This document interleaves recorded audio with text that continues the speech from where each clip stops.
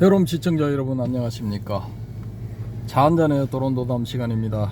자, 이 해운대 주차장 스튜디오 왔습니다. 올 땐 여기밖에 없습니다. 하여튼 부산은 뭐 주구장창 일로 옵니다. 이거 제가 들고 다니는 부채입니다. 뭐 떨어지고 뭐 떼꼬장물 묻어 있고 뭐 엉망진창입니다. 그래도 시원합니다. 햇볕도 가려주고. 그래서 어쨌든 간에 뭐 여기 왔는데, 사람이 오늘 금요일이 되어서, 오늘 21일입니까? 22일입니까? 22일. 8월 22일 금요일이라서 그런지 뭐 주차장에 차는 조금 많은 편입니다. 많은 편이고, 앞에 사람들도 그렇게 많지는 않은 것 같네요. 한 꼭지 얼른 찍고 나가서 또 맨발 걷기 한번 해야 될 것 같습니다. 어쨌든 오늘 드릴 말씀은, 지난번에 석가모니 부처님의 출가 동기에 대해서 잠깐 이제 말씀을 드렸는데, 거기에 이제 두 번째 시간입니다. 두 번째 시간인데,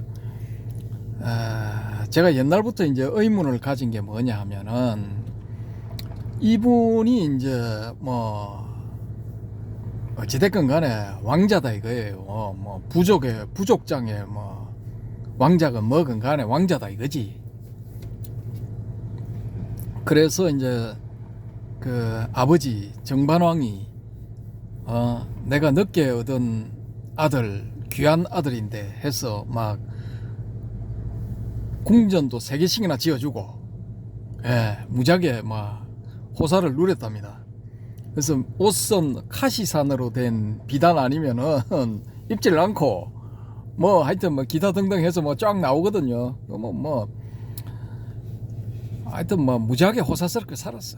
그리고 뭐 어느 경전에 보면은 궁녀가 뭐 600명이던가 각 궁전마다 궁녀가 600명 뭐 이렇게 나오는데, 궁녀가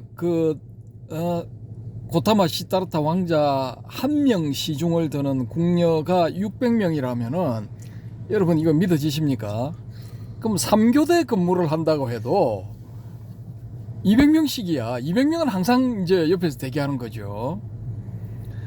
그러니까 얼마나 이거 호사스럽게 살았느냐라는 걸 우리가 알 수 있다라는 겁니다.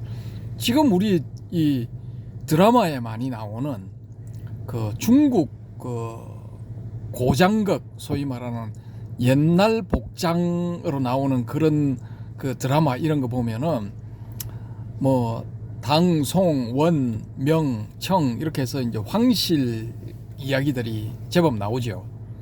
근데 거기를 봐도 왕자 한 명에 궁녀가 뭐 상시대기 궁녀가 200명이다 이런 건 없거든요. 뭐 한 20명 정도, 뭐 황태자 20명 정도, 뭐 요 정도로 제가 이제 드라마에 나오는 걸로 알고 있는데, 또 좀 뜬금없지만은 우리 이 한반도에 있다고 가정을 일단 하고 봤을 때, 옛날 백제의 의자왕 때 신라에 의해서 나라가 멸망될 때 낙화암에서 삼천궁녀가 떨어져 죽었다 뭐 이런 거, 뭐 그런 게 있지 않습니까? 어느 분이 가서 실측을 해봤어.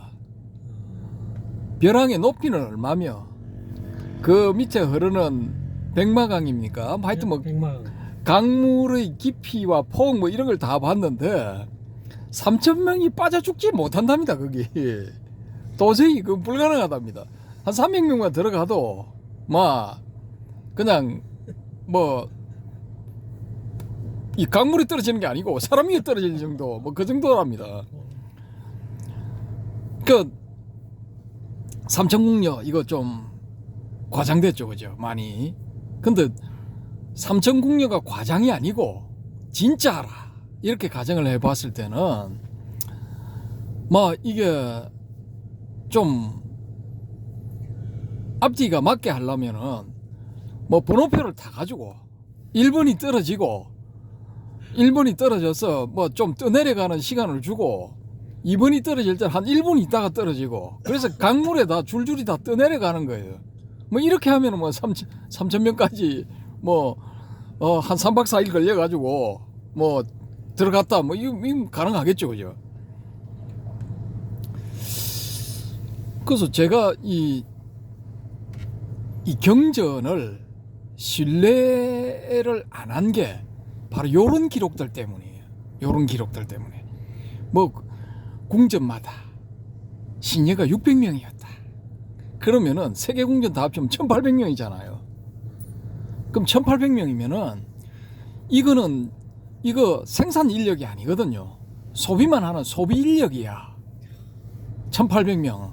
그러면 이 1800명을 1년을 먹여 살리려면은 도대체 이 나라의 국고가 카필라라는 도시국가의 국고가 얼마만 해야 되는가?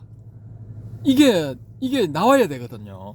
그러면 그 왕자 고타마 시다타 왕자 혼자만 그렇게 먹여 살리는 게 아니고 시중드는 게 아니고 거기 정반왕이 가장 큰 형이지만은 밑에 뭐 백반왕, 곡반왕, 감로반왕 뭐 형제가 4명인가 5명인가 됐잖아요. 그러면 그 사람들도 다 왕의 칭호가 있기 때문에 그 아들들은 다 왕자야. 그러면은 뭐 고타마 시다르타한테 한 1800명 붙여준다. 그러면 여기 뭐 왕자들은 최소 20명은 붙어야 될 거 아닙니까? 아무리 적게 잡아도. 그러면 3교대 치면 60명은 붙어야 돼. 그럼 그게 뭐 한 10명이다 뭐 600명 필요한 거야 또. 이런 식으로 해가지고 제가 계산을 한번 해봤거든요. 거기 카필라국의 그 면적이라든지 대충 면적 잡고 그 다음에 인구수 잡고 어쩌고 저쩌고 딱 해보니까 이게 뻥이야 뻥. 예. 제 추정상으로는 당시 카필라의 인구는 4만에서 5만. 예, 4만에서 5만. 좀 많이 잡는다 해도 유동인구까지 다 쳐도 한 10만. 예. 많이 잡아서 10만. 아주 많이 잡아서 10만. 좀 그 정도 봅니다, 일단. 그래서 이제 농업 생산량 뭐 이런 거를 한번 이제 해봤거든요. 왜? 아버지하고 숙부 뭐 이런 왕가의 남자들 이름이 다 반왕이야. 반왕. 반은 밥반자 그거잖아요. 예? 그러니까 반자가 다 들어간다는 거는 뭐냐 하면은 이거 정반왕은 발을 정자니까 이 쌀 중에 이거 바른 쌀들이야. 바른 쌀들. 정반왕이 깨끗할 정자인가? 바른 정자. 깨끗할 정자입니까? 그러면 이거 깨끗한 쌀들 얼마 나온다는 거야. 깨끗한 쌀 나오고 그다음에 백반왕이 있잖아요. 흰 쌀만 나온다는 거야. 살 색깔이 흰 거야. 곡반왕은 또 다른 색. 그다음에 감로왕은 뭐냐면 이게 감로처럼 이 쌀로 된 밥을 먹으면은 달콤해. 시원하고. 특수한 정자. 그래서 제가 이 참 희한한 동네다 해가지고 10여 년 전에 그걸 집중적으로 뭐 인도의 영자 타임즈 뭐 인도 뭐 무슨 타임즈가 있거든요. 그까지 해가지고 뭐 하여튼 막 다 조사를 다 해봤어. 할 수 있는 데 다 해봤어. 다 해보니까 뭐가 나오느냐. 그 지역에 지금도 감로라는 이름이 붙은 쌀이 나와. 지금도 감로 한글로 번역했을 때 감로라는 명칭이 붙는 그런 쌀이 생산이 되고 있더라고요, 보니까. 그리고 흥미라는 특수한 그런 색깔 있는 쌀, 그것도 생산이 되더라고요, 거기에. 그러면 흑반왕도 있어야 되는데 흑반왕은 없어. 아무튼 이 고타마 시다르타 왕자의 아버지하고 숙부들은 그 지역에 그런 종류의 쌀이 생산되는 이 토지를 가지고 있는 거야. 그러면 이 사람들의 경제적 기반은 그 토지에서 생산되는 쌀이다 말입니다. 근데 그 쌀을 가지고 이제 쌀은 뭐 주식이니까 소금 장수도 밖으로 올 것이고 뭐 생선 장수도 밖으로 올 것이고 뭐 기타 등등 많이 밖으로 올 거 아닙니까? 뭐 무기 같은 것도 만들어 올 거고 대장장이는 농기구도 만들어 올 거고 아무튼 뭐 그런 식으로 해가지고 경제의 중심이 쌀이 되었다라는 거죠. 그래서 그런 걸 다 계산을 해가지고 그 지역의 카필라의 옛날 카필라의 영토에 속한 지역이었을 거다라고 계산을 해가지고 제가 이제 쌀 생산량 이런 거 다 계산을 한번 해봤거든요. 1인당 그때 당시에 지금보다는 쌀을 많이 먹었을 거니까 얼마 정도 먹을 것이다 해가지고 다 이걸 해봤습니다. 해봤는데 그렇게 해가지고 해보니까 1궁전당 시녀가 600명이 아니고 60명 있어야 돼. 60명. 시녀 60명. 그밖에 안 되는 거야. 그러니까 이게 위대한 왕자다라는 이걸 돋보이게 하기 위해서 뻥을 쳐가지고 붙였다라는 거죠. 예. 혹은 제가 지금 기억이 삼삼한데 각 궁전 다 200명씩 있었다 이렇게 볼 수도 있습니다. 그 200명이라 해도 유효 인력이 600명, 순전히 소비만 하는 인력이 600명. 그걸 다 먹여 살려야 돼. 예. 이 정반왕 자기 아버지가 다 먹여 살려야 돼. 숙부들 입장에서 봤을 때는 아니 꼽지. 아니 지 아들만 뭐 금태 둘렀나? 뭐 이런 나올 수가 있잖아요. 거기에 초창기에 여기 뭐 한 6년인가 7년 뒤에 자기 고향에 갔다 뭐 그런 설도 있는데 아무튼 그때 사촌 형제들이 많이 출가를 하거든요. 그럼 다 숙부의 아들들이야. 그럼 왕자들이야. 왕자들이 출가한 거죠. 아무튼 이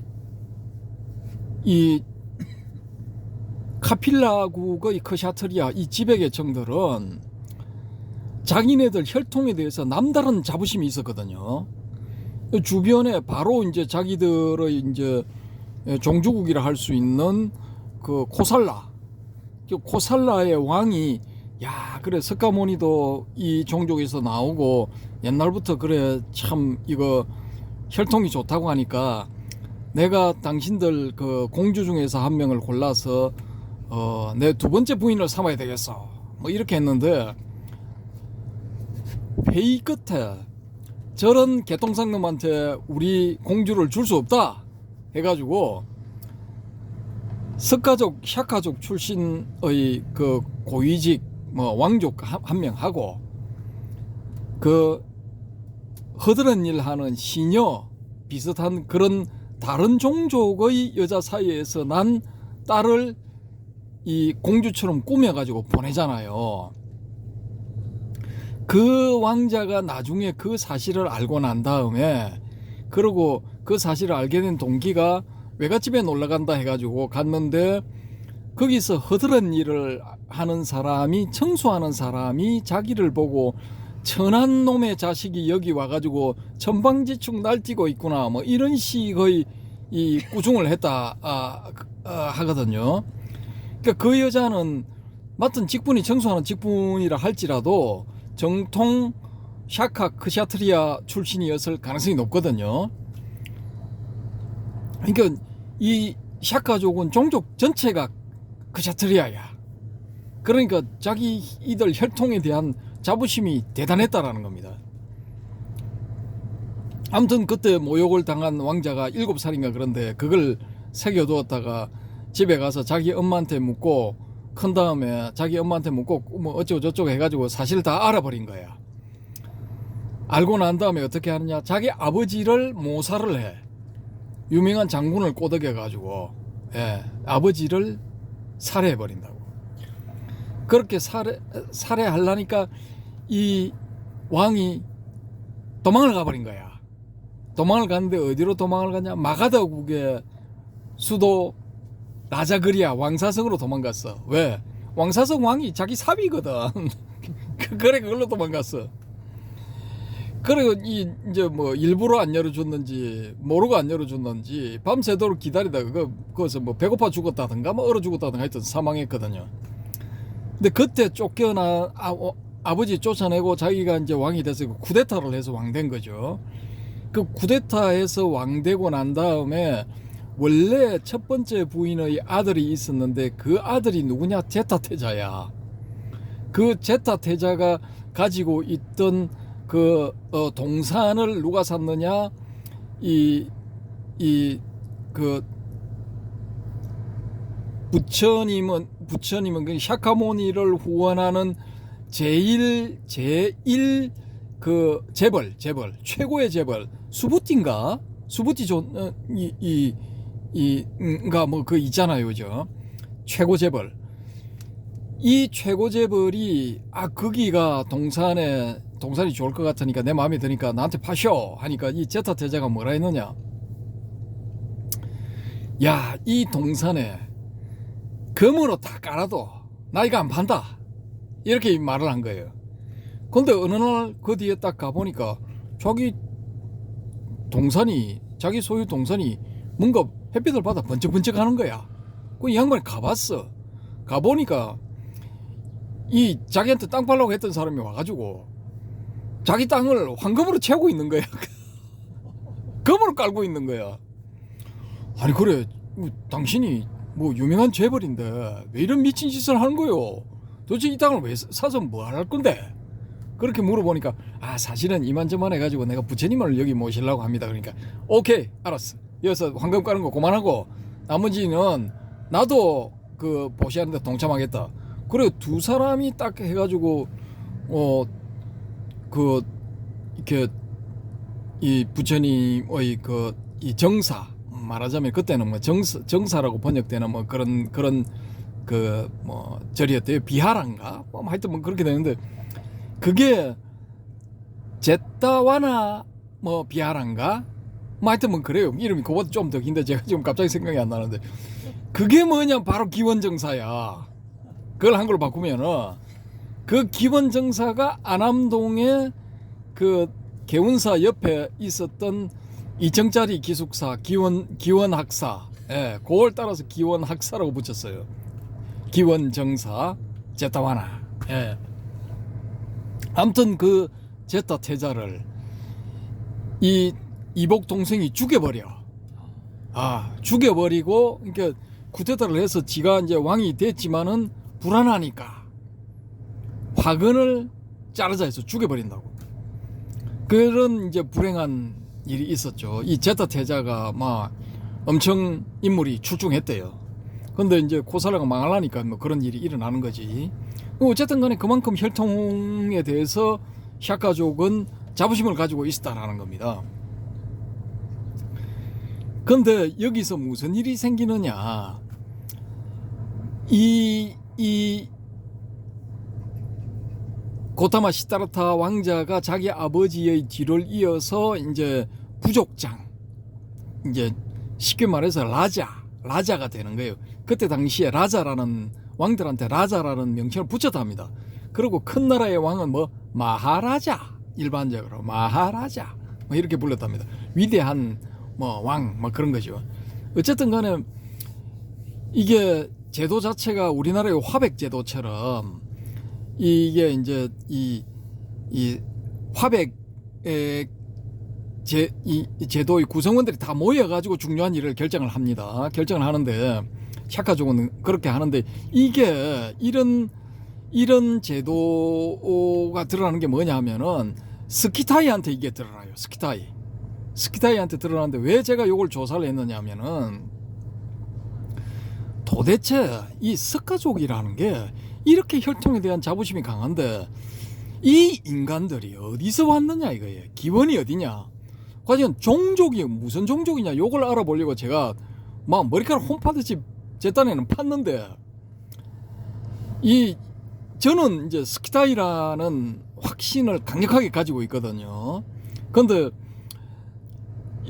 아니래요. 여기에 대해서 인도에 유학하고 뭐 10년인가 뭐 10년 좀 넘은가 9년인가 유학하고 온 그 후배한테 제가 물어보니까 자기가 알기로는 그게 아니랍니다. 아니고 이미 그 문제는 외국의 어느 학자가 정리를 해놨답니다. 정리를 해놨는데 제가 지금 그거 어디에 있는가 그 글이 어디에 있는가 다 이제 찾아놨거든요. 찾아놨는데 시간을 좀 투자를 해가지고 좀 봐야 됩니다. 봐야 되는데 그 지금 벼르고 있거든요. 그걸 다 이제 제가 해독을 하고 나서 알려드리겠는데 어쨌거나 스키타이하고 공통점이 굉장히 많더라고요.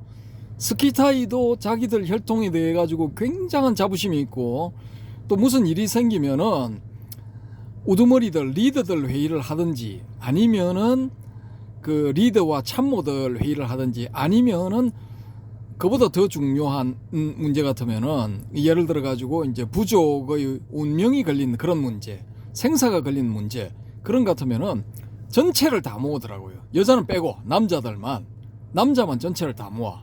그래서 회의를 해. 회의를 해서 거기서 결론이 나면 그대로 고 하더라고요, 보니까.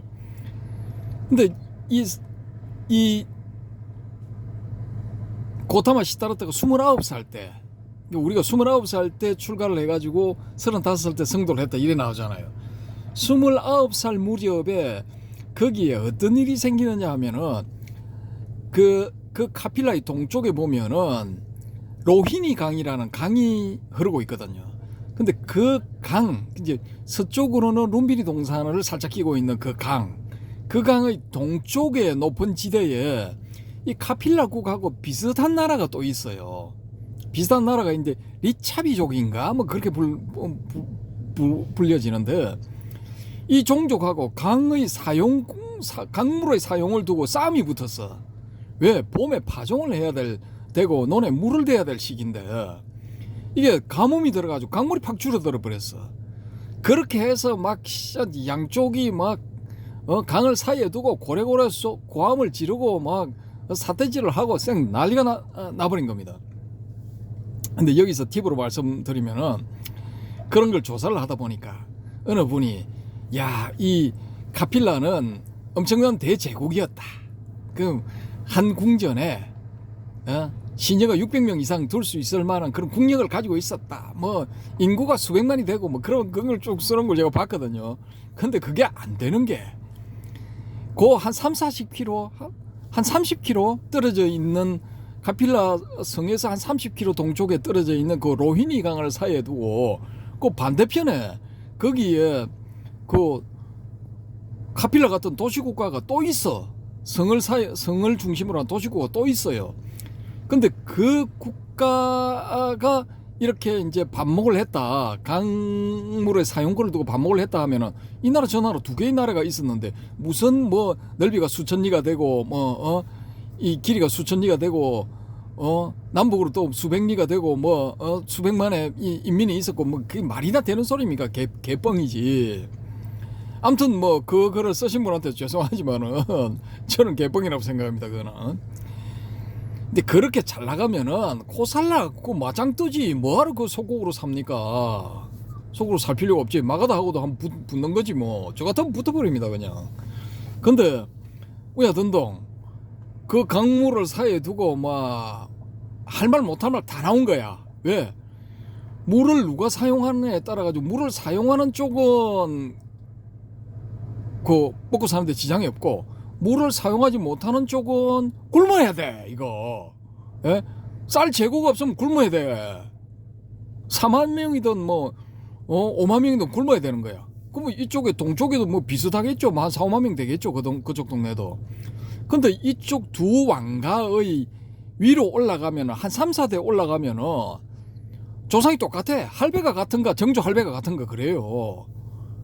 그러니까 4촌 내지 6촌 혹은 8촌 사이에 이 싸움이 붙어버린 거야.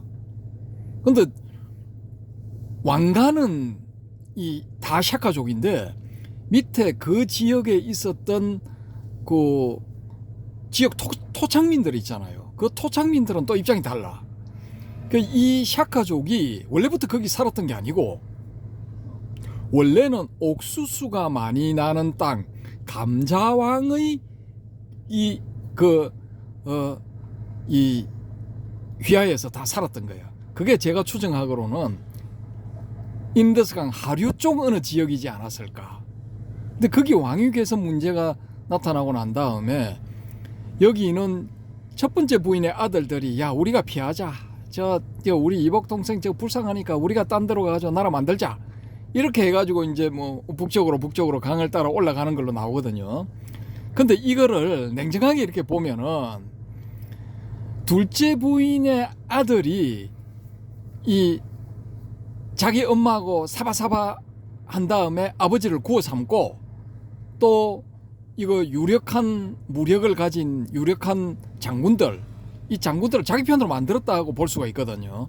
그래서 힘에 의해서 밀렸다고 저는 보는 겁니다. 사실은 역사적인 사실은 만약에 그런 일이 전개됐다면 역사적인 사실은 힘에 의해서 밀렸고 이 부처님의 가계에 대해서 설명을 하니까 좀 비가번쩍하게 뭐 또 이렇게 쫓겨났다 뭐 이렇게 하기는 좀 그러니까 야 이거 양보를 했다 뭐 이런 식으로 북쪽으로 따라 올라갔다가 거기서 또 동쪽으로 갔다 뭐 이겁니다. 그러면 인더스강 북쪽으로 갔다가 동쪽으로 가면은 히말라야 산맥 기슭이거든요. 거기서 차례대로 자리를 잡은 거야 왕자들이. 뭐 그래가지고 뭐 6대인가 7대인가 내려온 게 이 고타마 시다르타야. 예.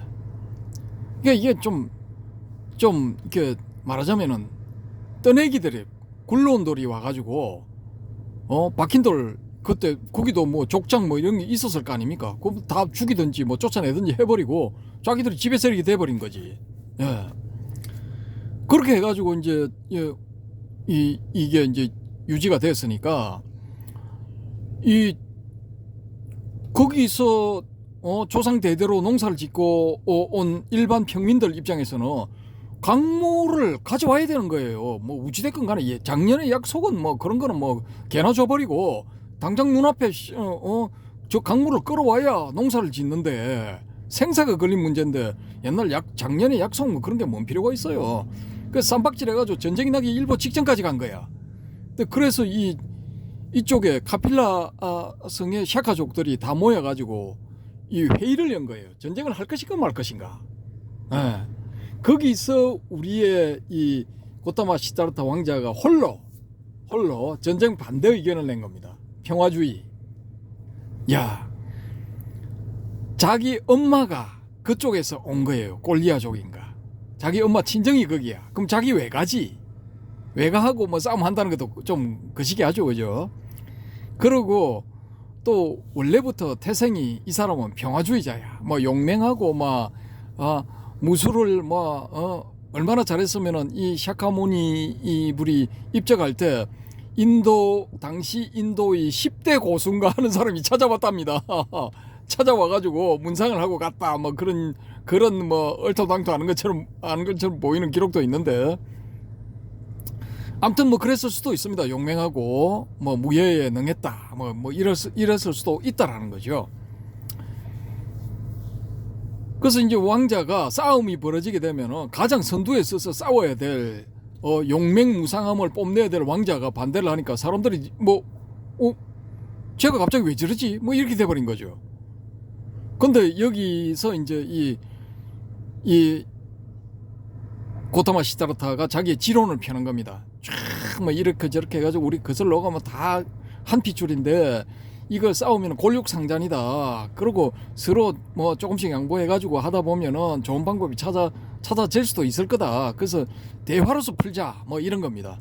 근데 다른 이거 족장들, 그 숙부들, 뭐 또 사촌들 절대 반대야. 아이씨 싸우자.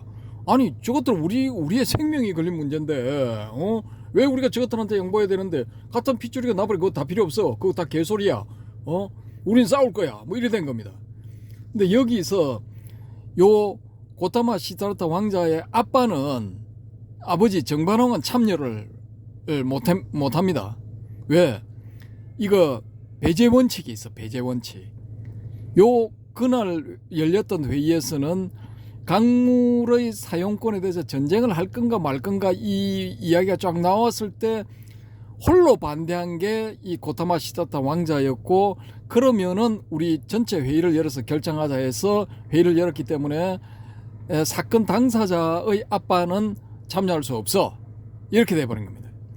그래서 자기 아버지 정반왕은 배제되고 나머지들 다 모여가지고 하는데 전부 다 싸우자 쪽이고 혼자 반대야. 그래서 이 고타마 시다르타 그러면 좋다 해서 내놓은 제안이 뭐냐? 야, 내가 왕자 자리를 내놓고 파리브라자카가 돼서 이 방랑하는 수행성, 유랑성이 돼서 출가를 하겠다.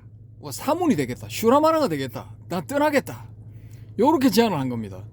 그러면은 이 숙부 그다음에 사촌들 입장에서는 솔직한 제안이죠. 왕위 괴성 1위권자가 왕위를 포기하고 출가를 해서 사문이 되겠다고. 아, 이거 괜찮네, 땡기네, 뭐 이래 되는 거죠. 자기들 중에 한 명이 왕이 될 수 있으니까. 왜냐, 정반왕 40의 아들을 얻었으니까 29이면 이미 정반왕 70 다 된 거죠. 그러니까 옛날에 70이 엄청 장수한 거 아닙니까? 그러니까 뭐 간당간당 할 수 있으니까 뭐 내가 좀 있으면 왕 되겠네, 뭐 이런 생각을 품은 사람들 제법 있겠죠. 요렇게 해서 이제 자의반 타의반으로 출가를 하게 됐다라는 겁니다. 등대 밀려서. 등대 밀려서. 그러니까 자기 왕위를 포기하고 그 대신 여러분 평화롭게 지내세요, 뭐 이겁니다. 전쟁하지 마세요, 뭐 이거였죠. 그럼 뭐 값어치 있는 교환이긴 해도 개인의 입장에서 봤을 때는 뭐 우리가 익히 알고 있던 7살 때 새가 날아와서 농경제 때 새가 날아와서 그 쟁기 끝에 뒤집어진 흙 속에 나오는 그 벌레를 새가 날아와서 쪼아 먹는 걸 보고 삶의 회의, 인생 무상, 인생은 왜 이렇게 괴로운 걸까? 뭐 저런 걸 내가 왜 봐야 되나? 꼭 저렇게 약육강식의 세계가 펼쳐져야 되나? 뭐 세상이란 이런 것인가 해서 명상에 들었다. 뭐 초선정에 들었다. 저는 개소리라고 봅니다. 개뿔. 그런 일은 일어날 수 없습니다. 저도 7살 무렵에 그런 비슷한 생각을 했어요. 어떤 생각을 했느냐? 야, 이 세상이 이게 좀 웃긴다. 이 세상이 왜 만들어졌는지 난 모르겠다. 근데 이 세상이 뭐 이게 사람들이 뭐 이렇게 뭐 살아가는 거 뭐 보고 뭐 부모님, 할머니 뭐 이거 보니까 야, 이 좀 거시기하다. 좀 웃기는데 그때 제가 갑자기 뭔 생각을 했느냐 하면은 그때 그 작은 방 골방 그 집 아직도 있어요. 예, 아직도 있는데 이제 정축을 해가지고 좀 이제 그때는 단층이었는데 2층으로 올라갔죠. 그 조그마한 할머니 방에서 할머니 뭐 고모 댁에 막 가시고 했을 때 제가 혼자서 그 언덕 쪽 그 창문이 조그마한 게 하나 나 있었는데 그걸 바라보면서 이런 생각을 했어. 그때 제가 왜 그런 생각을 했는지 모르겠는데 야, 우리 이 세상이 우리와 같은 어떤 사람의 머릿속이지 않을까 그런 생각을 했거든요. 뜬금없이. 그러니까 그런 생각을 할 수 있어도 7살짜리가 와, 인생 무상 삶의 회의, 이 세상은 이게 고통의 연속이구나. 강한 것이 약한 것을 잡아먹는 그런 세상이구나. 왜 세상은 이래야 될까? 이런 식의 사색을 하지 않았을 거다라는 거죠. 그러니까 이게 다 이제 윤색된 거다. 다 이거 나중에 자탁과 본생담 이런 게 만들어질 때 멋있게 교조 혹은 교주를 위해서 멋있게 이걸 이야기를 만들어지 않았을까라는 거죠. 저의 추측. 그리고 제가 지금까지 만들어진 정치적인 논리에 의해서 힘에 밀려가지고 자의반 타의반으로 덩티 밀려서 출가를 했다라는 건 누가 주장을 했느냐? 암베드카르라고 독립 인도의 초대 법무장관이 있습니다. 암베드카르. 이 사람이 프랑스인가 영국에 가서 이제 유학을 해서 뭐 박사학위도 거기서 받아왔는가 했던 유명한 사람인데 이 사람이 출신 계급이 뭐냐? 뭐겠습니까, 여러분님? 잠깐 졸았습니다. 계속 조세요. 이 양반은 난리가 없지. 아이고 잠깐 좀. 그 암베드카르라는 사람이 박사이고 뭐 인도의 초대 법무장관이고 인도 헌법의 기초를 세운 사람이고 그런데 이 사람이 소위 말하는 인도의 최하층 계급인 수드라 출신이에요. 수드라 출신으로서 이 초대 인도 독립 시기에 맹활약을 했던 사람이 써놓은 그 저서가 있습니다. 저서. 근데 요것도 이제 우리 독자님들은 야, 그것도 소설로 볼 수 있는 거 아니냐? 그래, 볼 수 있습니다. 그 암베드카르라고 쳐서 영어로 되어 있는 저서를 쭉 들어가 보시면은 그 나옵니다. 어떻게 찾을 수가 있느냐? 미국 야후에 들어가십시오. 야후에 들어가셔가지고 암베드카르 그 이름을 영어로 된 이름을 딱 집어넣으면은 쫙 뜹니다. 기록이 뜨는데 그 중에서 이렇게 찾다 보면은 저서가 딱 나오는데 그 저서 중에 하나를 딱 누르면은 요 내용을 담고 있는 책이 있습니다. 책이 있는데 저는 이 사람의 추정이 더 신빙성이 있다라는 거죠. 사문유관보다. 예, 마지막 북문으로 나가 보니까 야, 사문이 지나가는데 마음이 뭐 무지하게 평화로워 보이고 얼굴이 평온하고 빛이 나더라. 막 그래서 당신 뭐 하는 사람이요? 물어보니까 나 슈라마나요. 근데 슈라마나요 또 안 했을 겁니다. 나 파리브라자카요 뭐 이렇게 했을 거라고요. 방랑하는 유행성이요, 방랑성이요 뭐 이렇게 했을 거라고요. 방랑하는 수행자, 방랑수행자, 정확하게는 방랑하는 수행자 그 뜻이거든요. 그러니까 이게 다 꾸며진 거야. 예. 그때 당시 고타마 시타르타의 입장에서는 조그마한 부족 국가에다가 이거 옆 동네 계곡 하나 사이에 둔 옆쪽 언덕에 자기 그 외갓집의 왕족이 다스리는 그 지역의 사람들하고 강물의 사용권을 두고 쌈박질할 정도면은 이건 그쪽 지역에 있는 농토에 물대는 주요 수원지가 그거였다는 거거든요. 그러면 영토는 그 일대로 한정되어 있는 겁니다. 그럼 여기서 이 만부부당의 용사를 하더라도 소위 말하는 전륜 상황이 되기 위해서는 이 사람이 이거 자기 부족들한테 절대적인 지지를 받고 난 다음에 그 로인이 간 건너 자기 외가한테도 절대적인 지지를 얻어내야 돼. 그렇게 해서 다 그 주변에 흩어져 사는 샤카족의 족장들을 혹은 그 왕족들이라고 불리는 뭐 그런 사람들한테 전폭적인 지지를 받고 난 다음에 그렇게 해서 뭐 병력을 어떻게 한 10,000명 정도를 모아가지고 이거 뭡니까 이거 화살을 잘 쏘았다. 스키타이의 특징이 이거 말 타고 가다가 뒤로 돌아보면서 활 쏘는 거잖아요. 이게 파르티안 샷이라고 그러는데 파르티아인들이 그걸 잘 쏘았다 해서 파르티안 샷으로 알려져 있는데 그 이전으로 올라가 보면 스키타이의 특징이 그거랍니다. 말 타고 달리면서 뒤로 돌아가지고 활 쏘는 거. 근데 활을 한번 당겨 보신 분들은 알겠지만은 이게 보통 힘 가지고는 안 되거든요. 제가 북한산 그 등산 갔다가 도선사 쪽으로 밑에 쭉 내려오면은 거기 그 계곡 옆에 천막 같은 비스무리한 거 쳐놓고 그 뭐 가게 하는 데 있잖아요. 그 끝에 쭉 내려오면은 끝이 아니구나. 그런 집들이 시작되는 길목에서 제가 그때 그걸 봤구나. 이거 화살을 한 10m 정도 떨어진데 관역을 놔놓고 활땡기 이거 1,000원인가 2,000원인데 뭐 한번 땡겨 쏘는 거 그거 있었거든요. 제가 한번 해봤거든요. 활이 안 땡겨져. 와, 그때 제가 야 이거 활 쏘게 하는 사람이 이거 보통 힘이 아니구나 그걸 느꼈거든요. 근데 그걸 말을 타고 달리면서 뒤를 돌아보면서 그걸 쏘아서 맞힌다는 거는 이거는 뭐 장사라는 거죠. 말하자면 장사. 그러니까 그런 장사들을 한 20, 30대로 구성된 장사들을 한 1만 명 정도 모아서 결사대를 구성한 다음에 카필라의 수도 화시성으로 바로 쳐들어가는 거야. 그렇게 가가지고 거기서 어떻게 결판 내가지고 왕들의 몽골 날리면은 그때는 뭐 이기는 거잖아요. 그렇게 해서 점령을 하면은 될까? 이거는 할 수 있는 방법이 없어. 예, 안 돼.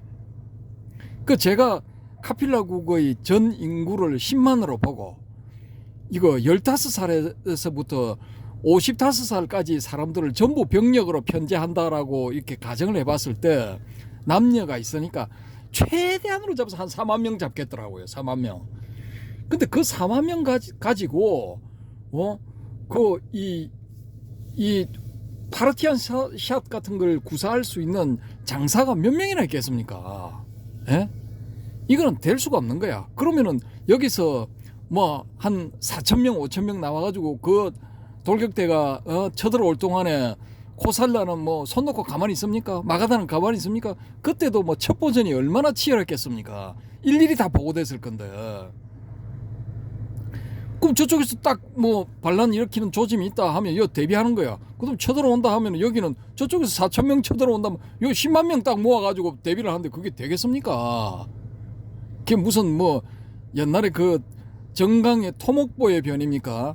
그 북송 송나라 초기에 저 뭐 초기는 아니겠네, 한 100년쯤 지났을 때 다 모아가지고 뭐 어중이 떠중이 뭐 송나라 군대 본진하고 기타 등등 뭐 다 모아가지고 몇십만인가 됐잖아요. 10만이 넘었나. 근데 이거 금나라 1만한테 깨졌나 뭐 개박살 났잖아요. 근데 그런 거하고는 상황이 달랐거든요. 그때는 여기 코살라하고 마가다는 정예병이야. 정예병. 그 다음에 이거 마가다의 왕 빈비사라는 왕중의 왕으로 불렸거든. 왕중의 왕.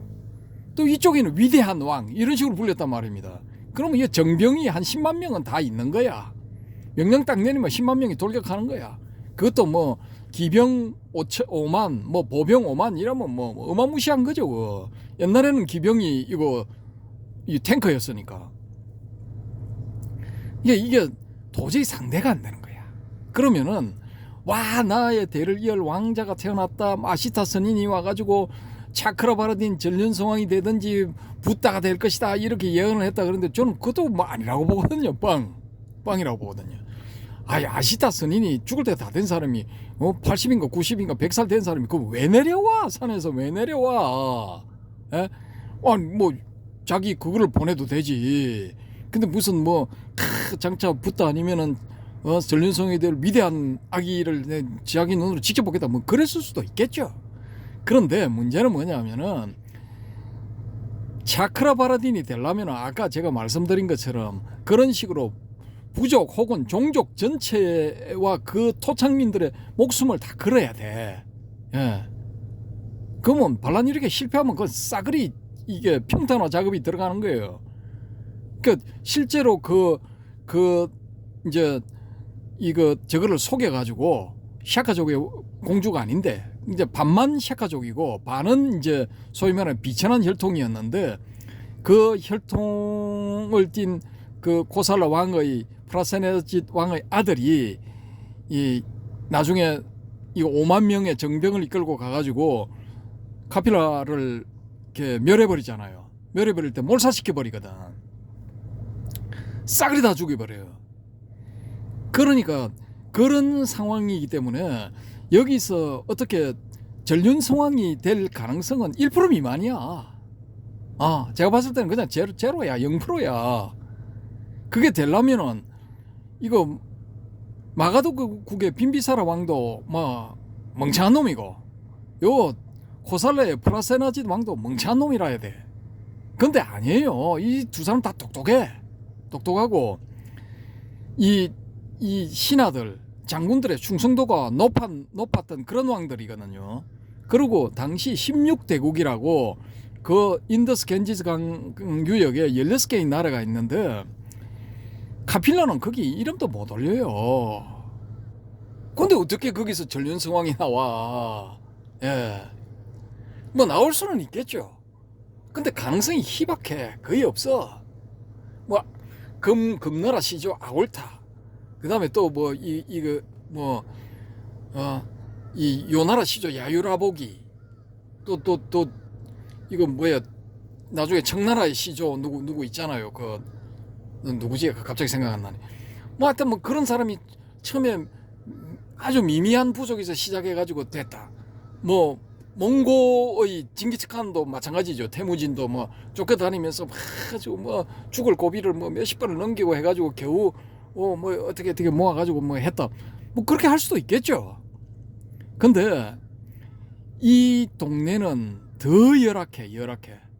붓다 당시에는 그렇게 할 수 있을 가능성이 제가 봤을 때는 제로에 가까운 거야. 이거는 사실상 제로라고 말해도 돼. 안 돼. 그러면은 제 생각에는 뭐냐, 제 추정상으로는 이 사람이 그래도 머리가 좋으니까 야 내가 이거 잘못하다가는 이거 등대 밀리가 전쟁터 나가 죽을 수도 있겠다, 이런 생각을 했을 가능성이 있고, 그 다음에 요거 마침 때마침 로히니 강 뭐 이거 해가지고 이게 사건이 생겼으니까 에라 잘 됐다. 요거 뭐 내가 작전을 짜가지고 핑계를 대고 나 도망가자, 떠나자. 요렇게 생각했을 가능성도 있다라는 거죠. 저는 요 가능성을 높게 봅니다. 거기에 이제 타고난 어떤 성정상의 종교적인 성향 이런 것도 좀 있었겠죠. 예를 들어 뭐 세상의 기원 뭐 또 왜 인간은 뭐 이런 식으로 살아야 되는가? 인간이란 뭐 도대체 뭐 하는 물건인가? 뭐 이런 것도 있었을 것이고 왜 생로병사를 겪어야 되는가? 생로병사를 겪고 난 다음에는 또 어디로 가는 것인가? 뭐 이런 데 대한 의문점들이 많았겠죠. 그러니까 겸사겸사해서 도저히 될 수 없는 그 전륜성왕 저런 거 하려고 하다가는 막 그냥 1번으로 목이 잘릴 수도 있겠다. 내가 저 짓을 뻔하게 보이는 저 짓을 왜 하냐? 차라리 그냥 파리브라자카가 되는 게 낫겠다 해서 택했을 가능성이 저는 더 높다. 뭐 여러 가지 요인이 또 뭐 있었겠지만은 저는 일단 그렇게 봅니다. 그렇게 해서 이제 이 출가를 하게 되죠. 출가를 했는데 이분이 이제 기록에 보면은 6년 동안 설산수도 고행을 했다. 뭐 그렇게 해서 이 절에 가 보면은 본당의 벽화에 이제 8장, 소위 말해서 팔상성도에서 8장의 벽화가 있잖아요. 거기 보면은 설산에서 수도하는 장면이 꼭 들어가거든요. 근데 제가 이거 암경이지만 찾아봤어. 찾아보니까 박가방가 뭐 처음에 뭐 고행주의자 그 가가지고 뭐 문답 조금 해보고 고행하는 거 보니까 뾰족뾰족한 못을 박아 세우는 그 위에 앉아 있고 물구나무 서고 막 가시덤불을 몸에 칭칭 두르고 막 가관이거든요. 그걸 해가지고 그런 고통을 이겨내고 뭔가를 뭐 이제 얻을 수 있다. 뭐 웃기는 거죠 그게. 그러니까 아이고 나 잘못 온 것 같습니다. 죄송합니다 하고 떠나버렸거든요. 떠나버리고 알랄라칼라마 우타카라마푸타 뭐 이런 사람들 만나가지고 저걸 하는데 선정을 배우는데 오래 안 걸려. 사부의 경제 올라가는데 뭐 빠르면 2주 늦어도 한 달 안에 다 끝나. 그러면 이 양반이 집 나와가지고 6개월 안에 쇼부 친 거야. 끝난 거야. 그럼 6년 고행을 했다 하면 5년 반 동안 자기가 그냥 그 우르벨라 니련선하 옆에 나이란자라 강 옆에 있는 우르벨라 숲 안에 거기 들어가지고 5년 반 동안 그걸 고행을 했다 그러는데 저는 이게 이해가 안 돼. 아니 비상비비상처까지 가고 난 다음에 무슨 시험 5년을 더 고생을 해가지고 상수멸정 뭐 멸진정을 얻었다. 이거 좀 제가 이게 좀 아니거든요. 비상비비상처 가면은 뭐 특수한 케이스라고도 할 수 있는데 뭐 거의 뭐 한 6개월 안에 쇼부가 나지 않았을까라고 저는 뭐 일단 그렇게 봅니다. 빠르면 한 달 안에. 왜냐 이 사람은 뭐 밥도 거의 안 먹는 것도 없어. 나중에 뭐 좁쌀을 뭐 잘라가지고 뭐 먹었다 뭐 그런 이야기도 나오잖아요. 한 끼 식사로. 그래서 바짝 마른 고행산 그게 라호르 박물관인가 그 안에 있거든요. 한번 찾아보세요. 막 실핏줄 뭐 이런 거 다 보이는데 바짝 말랐거든요. 그럼 이건 뭐 선정 전문가야. 예. 비상비비상처에 들어가서 자기 사부보다 더한 깊이로 들어갔다 하면은 뭐 쉽게 저는 멸진정에 도달한다고 봐요. 그럼 그 기간을 1년으로 잡았을 때 5년 동안 어디서 뭐 했냐 이거 나오는 거예요.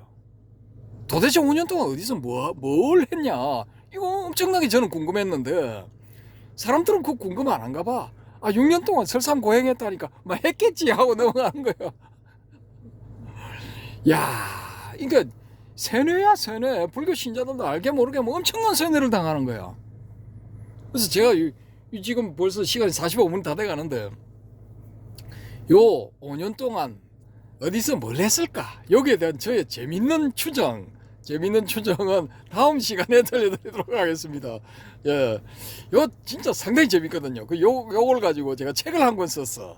그 책도 이제 보여드리고 그 예전에 그 해오롬님이 등록한 10년 전인가 등록한 그 타오라는 출판사 거기서 그 책을 냈는데 하여튼 책도 가관입니다. 보시면 알아. 뭐 하여튼 뭐 흑백으로 돼 가지고 막 희쭈구리한 그런 책입니다. 그 보시면 알아.